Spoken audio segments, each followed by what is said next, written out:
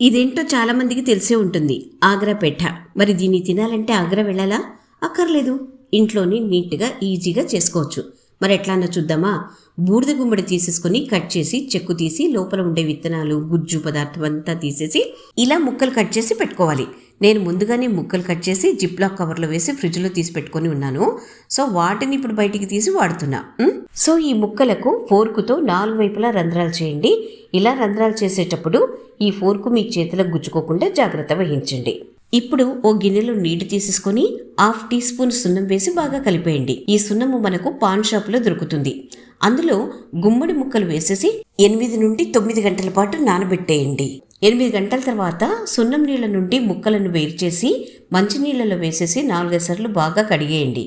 మరో గిన్నెలో నీళ్లు తీసేసుకొని పొయ్యిపై పెట్టేసి నీళ్లు కొంచెం బాయిల్ అయ్యాక శుభ్రం చేసుకునేటువంటి ఈ గుమ్మడి ముక్కలు అందులో వేసి 5 నుండి 7 నిమిషాల పాటు ఉడకనివ్వండి. ముక్కలు కొంచెం ట్రాన్స్పరెంట్గా అవుతాయి కదా, అదే మనకు గుర్తు. తర్వాత వాటిని తీసేసి చల్లటి నీళ్లలో 5 నిమిషాలు ఉంచండి. ఎందుకంటే మనం ముక్కలకు రంధ్రాలు చేసి ఉంటాం కదా, ఆ రంధ్రాల్లో హీట్ అనేది ట్రాప్ అయి ఉంటుంది.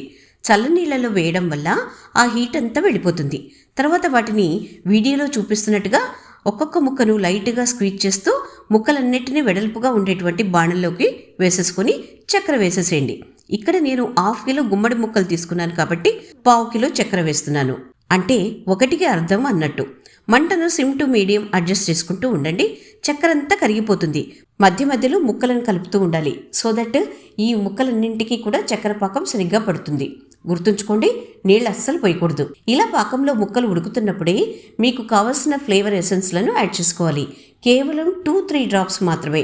నేనైతే కేవడా ఎసెన్స్ను వేశాను, బట్ ఆ క్లిప్పింగ్ మిస్ అయ్యింది. ఒకవేళ మీ దగ్గర ఎలాంటి ఎసెన్స్ లేవంటే కొన్ని కుంకుమ పువ్వు రేఖలను వేసుకోండి, సూపర్గా ఉంటాయి. ఇలా ఎంతసేపు అంటే ముక్కలన్నీ కూడా పాకంనంతా పీల్చేసుకొని ఇలా దగ్గర పడేంత వరకు. తర్వాత వీటిని చిల్లుల ప్లేట్లోకి తీసివేసుకోండి.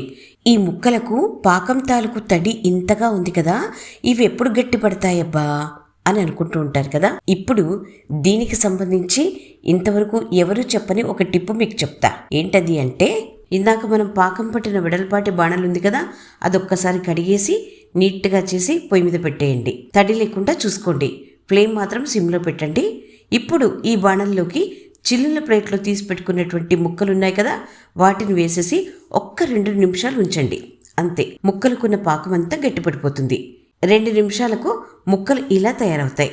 వీటిని ఓ ప్లేట్లోకి తీసేసుకొని 2-3 రోజులు ఆరబెట్టారంటే ముక్క గట్టిపడుతుంది, లోపల మాత్రం జ్యూసీగానే ఉంటుంది. ఆగ్రా పెఠ రెడీ. కొంచెం టైం టేకింగ్ పని, కానీ రిజల్ట్ అద్భుతంగా ఉంటుంది.